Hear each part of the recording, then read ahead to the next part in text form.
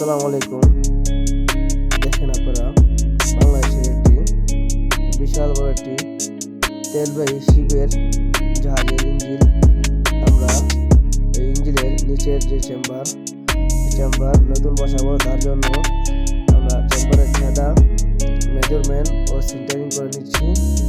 আমরা সিন্টার করার পরে তারপর নিচের যে চেম্বারটা আমরা ছেদা করবো।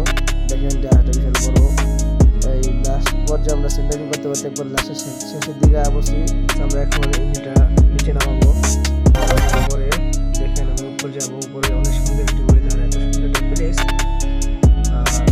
যা বলার বাইরে।